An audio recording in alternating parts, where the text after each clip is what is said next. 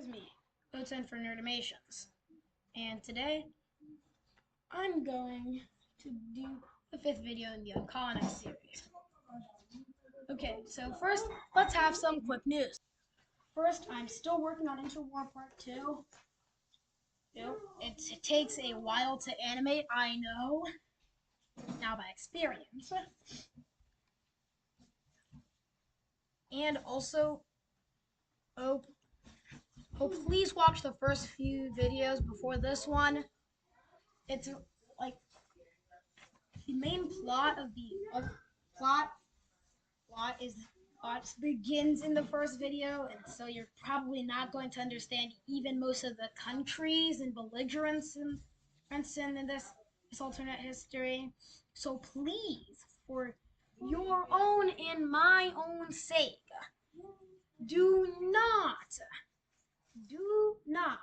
go on watching this video without having first watched all the others. Okay, now let's actually begin. So, our first thing that really that happened in mid 1887, and is the destruction of the Anaziku kingdom. Oh, and also, by the way, if you're watching this, all of these things are fictional. And the Anaziku kingdom had for quite a while been under the influence of the Congolese. Basically, ever since the Congolese were known as a power. And so, it wasn't very surprising that finally the country was dissolved.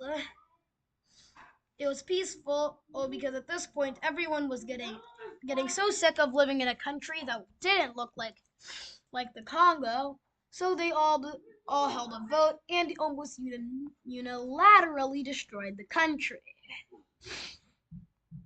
Right. Shows just how good the Congolese were at functioning correctly. Foreshadowing. And main problems with dividing territories into more parts of the Congo had mostly been solved at this point. It's pretty simple. They love the country so much that there's no need to continue. So you get to be really annoyed that you're in a new country, because the Congolese, especially if you lived in the territories and not the provinces, you really didn't actually have to deal with the Congo. It was all the main reason for annexing the Anaziku kingdom was to at last destroy any possibility that it would be feasible to ever get near South Salvador without fighting a good portion of the Congolese army. But also, mid 1887 did see other things. First, we have a war. Finally, the Samori, or the Wassalu, hyped up after their victory against French alone, realized that maybe, just maybe, with the French focused in a possible invasion of Algeria, that they'd be able to invade. So they began putting up more soldiers and posts and stuff. But then the French began shifting into Senegal. So the Wassalu had to get a little creative. They made a deal with Morocco and Tunis that basically stated that the second that once the French army has moved into Senegal, an invasion of Algeria would begin. Then once the French begin piling up soldiers when it's too late, the Wassalu will attack Senegal, giving the French a double whammy and basically kicking them off the continent. And so in August of 1888, with 1887, I mean, with almost no resistance since the Moroccan army came in. They weren't even seen as conquerors, especially by the natives, but rather as liberators. The the native Algerian resistance and soon after exploded. It it forming their forming the forming the Algiers Republic. Look, the military forces in the south were soon isolated, and they surrendered soon after. Algeria areas Algeria Morocco, and Tunis forced the French to agree to the new borders, even though France still did not agree to recognizing Algeria. Algeria then did something nice for Haiti, another country that had fought a war against France for independence, and sent them a big hump of money, which allowed Haiti to finish paying off their tax to France, and still have more money to spare. And and it also and in late September, when the French were preparing for a new attack to possibly take back Algiers before the war was over, the Wassoulou, who did what was according to plan, and went straight for the French colony.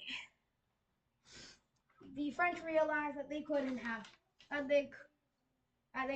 two cookies and eat them both, and so they turned their focus to Senegal. But by the time they had done this, literally any resistance in Senegal had fallen, besides the colony itself. After about a month of fighting in October, the French forces were pushed into the coast. But the French didn't surrender, which is pretty odd for France. And they tried their best to hold out.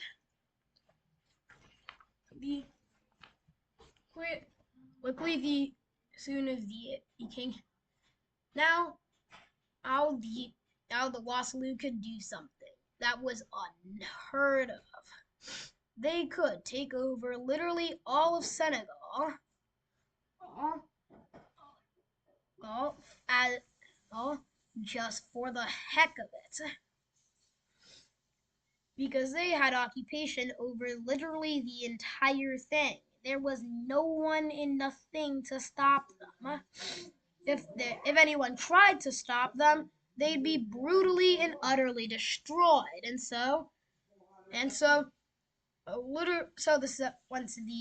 Once the announcement came in that all these small, tiny, ridiculous kingdoms would all be sent back to the Shadow realm, really no one resisted, fearing the possibility of getting totally wrecked and annihilated.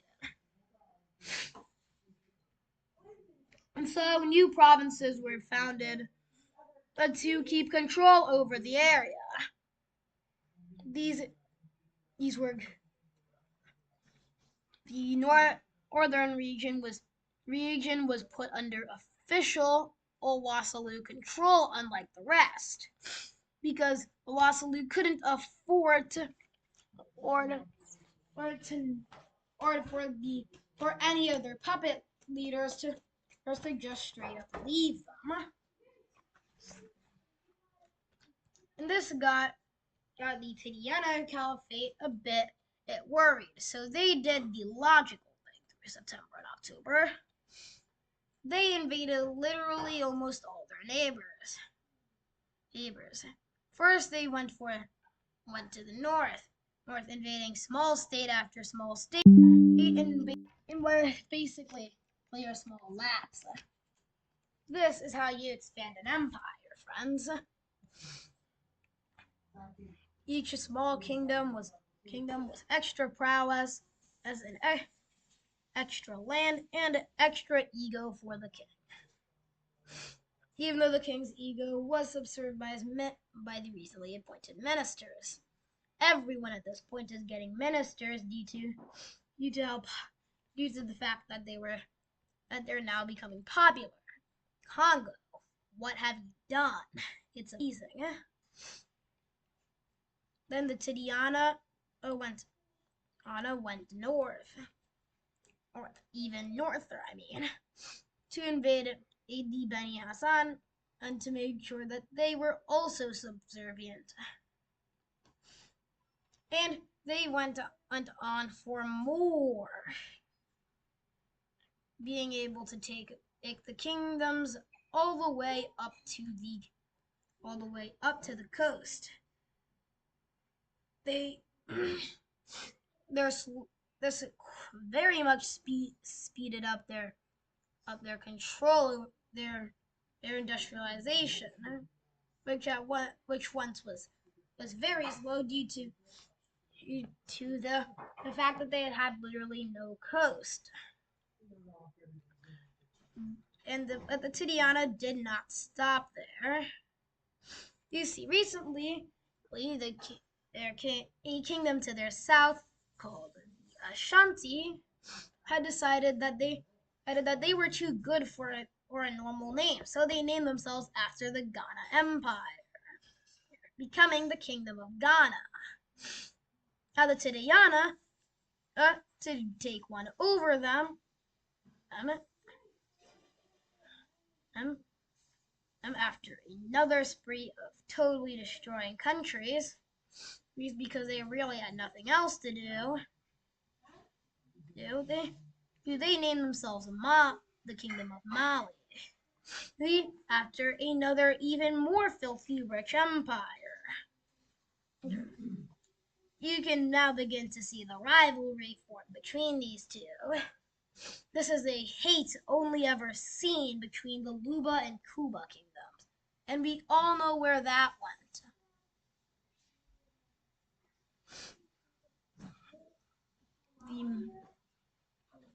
The Tidiana, or Mali now, were for now not too crazy in their invasions. Sure, they definitely wanted it to expand bigger, but they knew that if they did expand much bigger, they'd possibly get the same thing that the Ashanti and the Sokoto had to deal with. They'd be restricted from expansion permanently, or else they'd have to basically 1v Africa, which is something that cannot be done.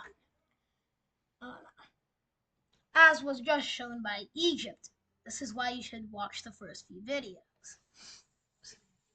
Oh, speaking of Egypt, finally the occupation was over, with the Egyptian cabinet now back up for the plans to maybe take back Sudan and the rest of their lost territories.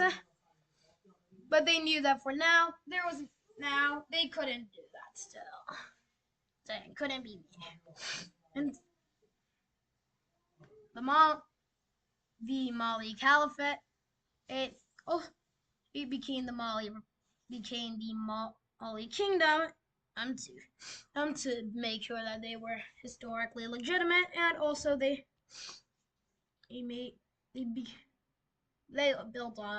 built up their Senate. As I said, at this point it's like a TikTok trend. Everyone does it. The goal for these provinces was to keep number one, it easier to manage such a vast land, and number two, for Senate elections. They also They also allowed women's suffrage. Or, wow, they're in front of America now in women's rights. Even more surprising given their Muslim country. Most Muslim countries only recently have made women's rights legal, more less legal.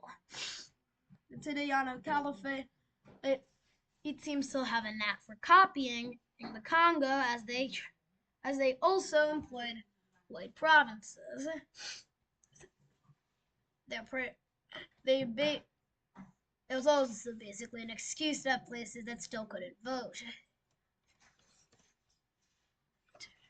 The Tidjana, now with a new appearance and prepared for possible Wassalu or Ashanti aggression.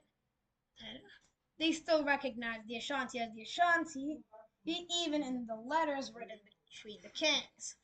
It seems that the Ashanti king had in return always called the Mali kingdom the Tidjana kingdom.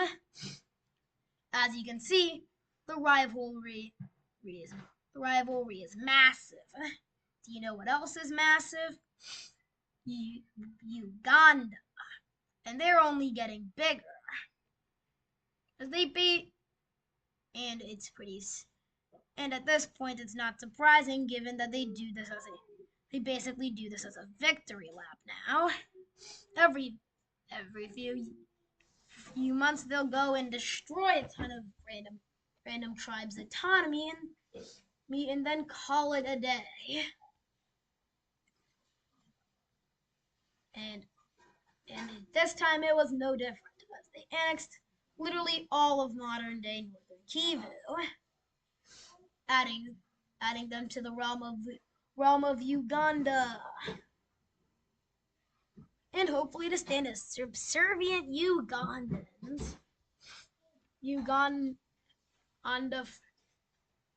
though only annexed these northern Kivu tribes. They had plans to also possibly take over or stuff to the north, but they didn't do that because they feared that their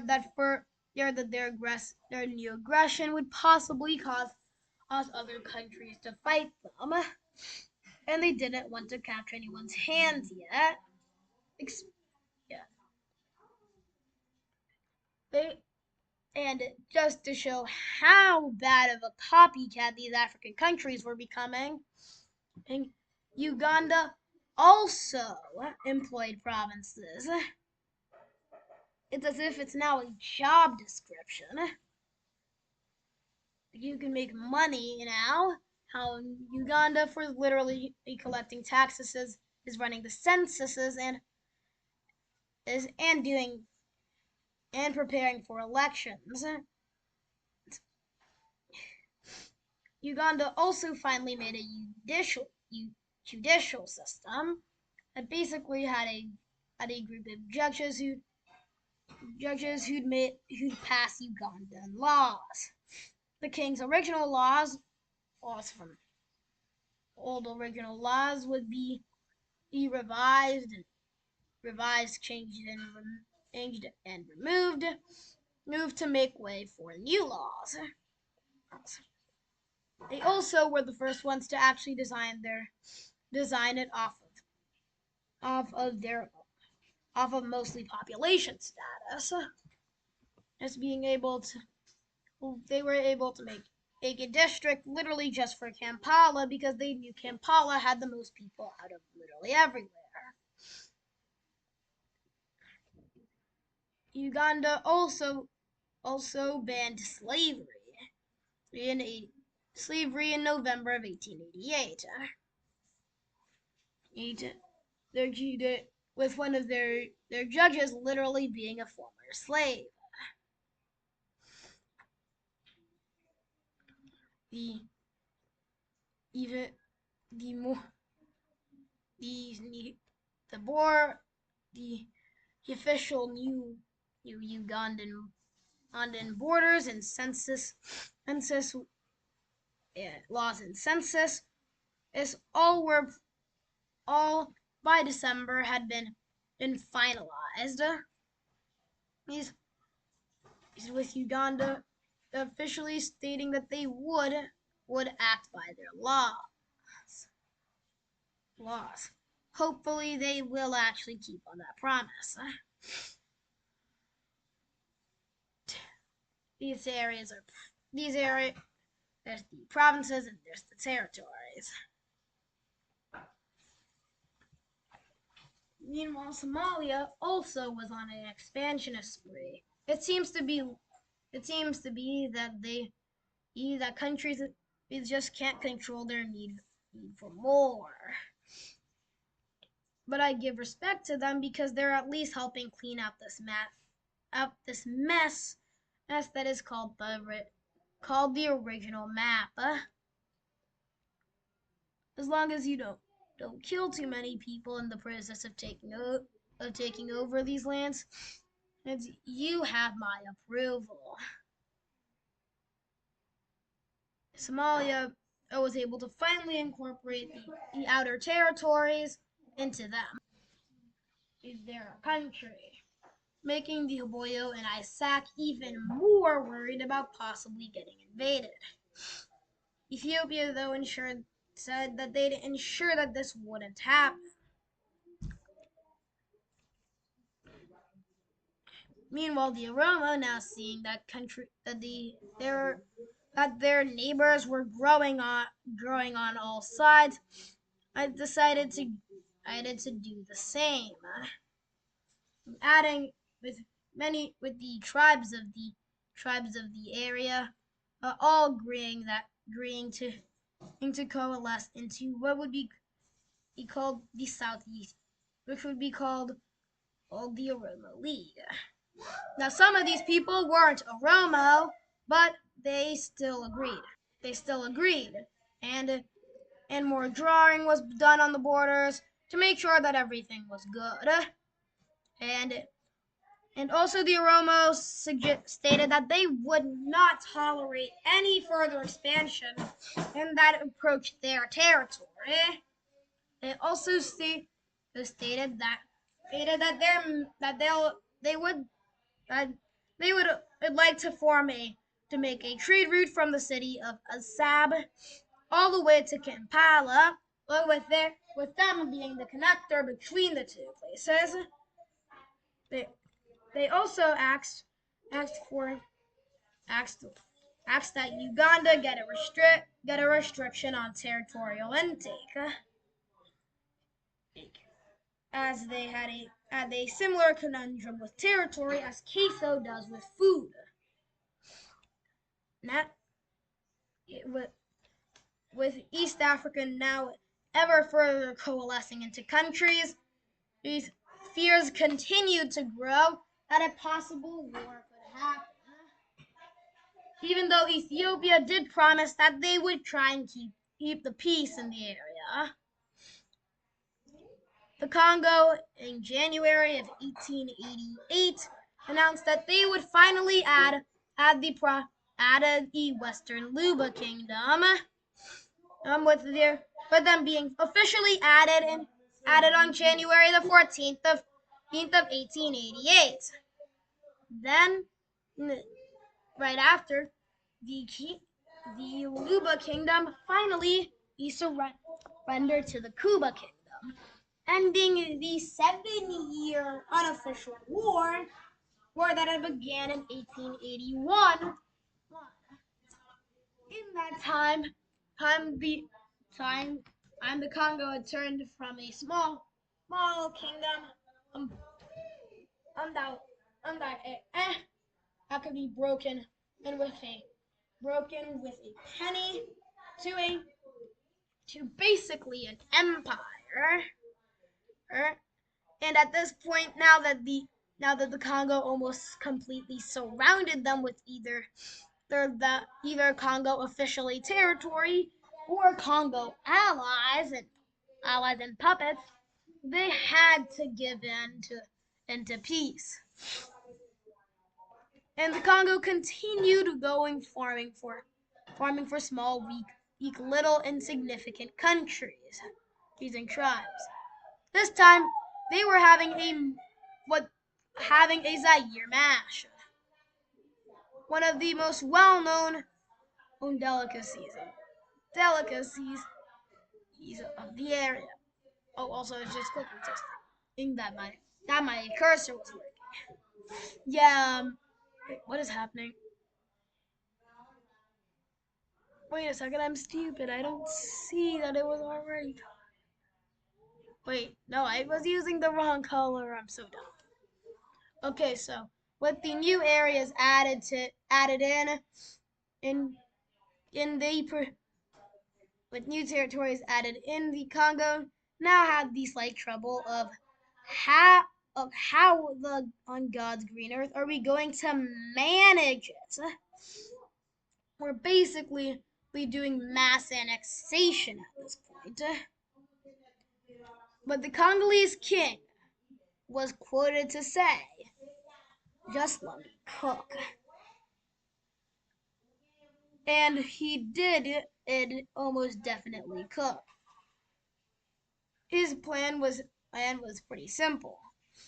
And they don't actually care because the plans for Congolese annexation and were mainly just because at this point the Congo wanted to power Max, and these people were probably not going to be affected too much, especially since they were going to probably be all in territories instead of provinces.